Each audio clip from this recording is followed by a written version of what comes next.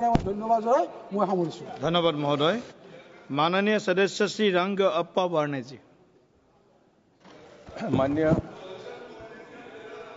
माननीय सदस्य सभापति महोदय, साल 2025-26 के लिए जल शक्ति मंत्रालय ने 59,503 करोड़ रुपए का बजट आवंटन किया है, जो पिछले बजट से अधिक है, लेकिन फिर भी कम है। जल संधारण विभाग को 25,277 करोड़ रुपए को आवंटित किया गया है, जिसमें प्रधानमंत्री कृषि सिंचाई योजना के लिए 8,260 करोड़ रुपए, नदी जोड़ने के लिए परियोजना के लिए 3,400 करोड़ रुपए और नमामि गंगे के लिए 2,400 करोड़ रुपए शामिल है। लेकिन देश भर के रिवर फंड के डेवलपमेंट देखा जाए तो ये कम है।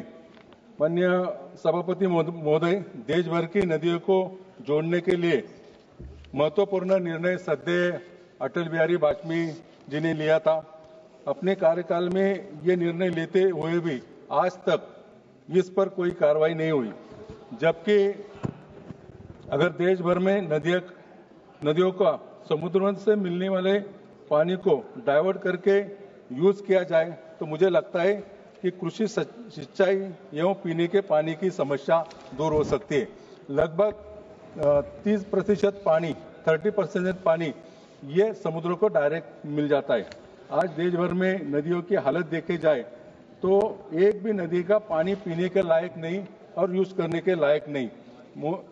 राज्य सरकार के नियंत्रण में आने वाले म्युनिसिपल कॉर्पोरेशन हो, नगर परिषद हो या जिला परिषद हो, ये नदियों को स्वच्छ रखने का कार्यक्रम हाथ में लिया जाए तो मुझे लगता है कि नदी का प्रदूषण दूर हो जाएगा और ये नदियों का पानी स्वच्छ रखने के लिए आगे चलकर जल आंदोलन की भी आवश्यकता है। महोदय, मोदी जी के कार्यकाल में जल जीवन मिशन अंतर्गत ग्रामीण क्षेत्रों में नागरिकों के लिए हर घर जल स्वच्छ जल उपलब्ध करने का मिशन रखा था। 2019 में शुरू किया, ये योजना 2024 में पूरी करनी थी और 19,000 करोड़ लोगों के हर घर स्वच्छ जल देने का कार्यक्रम था।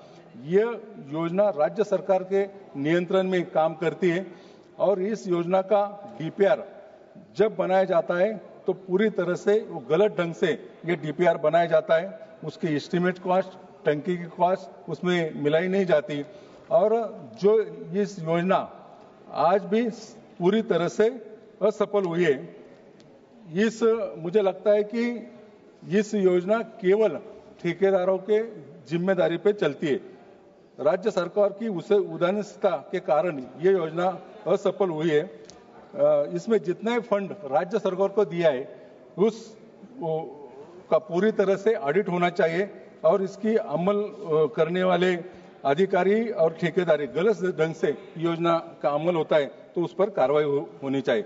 महोदय, मेरे क्षेत्र में पवना, इंद्रायणी, मुठा, मुड़ा और उल्लास नदियां आती है, लेकिन इस नदियां पूरी तरह से प्रदूषित है। ये महोदय, पिंपरी चिंचवड म्युनिसिपल कॉर्पोरेशन ने पवना और इंद्रायणी सुधार हेतु एक डीपीआर बनाकर राज्य सरकार द्वारा केंद्र सरकार को भेजा है। इसमें पवना रिवर फंड योजना परियोजना का प्रस्ताव तैयार कर अपने कोष से 343.66 करोड़ रुपए की आवंटन करने की भी आश्वासन दिया है और इसका प्रस्ताव राष्ट्रीय नदी प्रदूषण निर्देशालय को राज्य सरकार द्वारा भेजा है, लेकिन आज तक उसको मंजूरी मिली नहीं। जबकि इंद्रायणी नदी सुधार हेतु अमृत 2 योजना के अंतर्गत 526 करोड़ रुपए की मंजूरी दी है और ये अंतिम मंजूरी केंद्र सरकार के पास पेंडिंग है। मुझे लगता है कि इसमें जल शक्ति मंत्रालय ने मंजूरी दी तो ये पूरा हो जाएगा। इंद्रायणी नदी का उगम स्थान मेरे चुनाव क्षेत्र से होता है और ये नदी देहू आलंदी तीर्थ क्षेत्र से गुजर जाती है। माननीय प्रधानमंत्री मोदी जी ने जब ये वारी चलती है पंढरपुर तक तो उस अपनी मन की बात में इसका उल्लेख भी किया था और मुझे लगता है कि देहू आलंदी के वारकरी जो स्नान करते, जो पानी आचमन करते, शरीर को अपायकारक है, तो जल्दी से जल्दी ये प्रस्ताव मंजूर किया जाए। मैं आशा करता हूं कि इंद्रायणी सुधार हेतु अमृत 2 में दिए गए प्रस्ताव को जल्दी से जल्दी मंजूरी दिए जाए। मैं अंत में ये मांग करता हूं कि पवना और इंद्रायणी नदी सुधार योजना को केंद्र सरकार द्वारा शीघ्र मंजूरी प्रदान करें, जिससे अपनी नदियां को संरक्षित करके अपने आने वाले पीढ़ी को स्वच्छ और समृद्ध पानी मिलाया जाए। धन्यवाद। धन्यवाद। श्री भाव साहिब वाकसोरे जी। भाव साहब।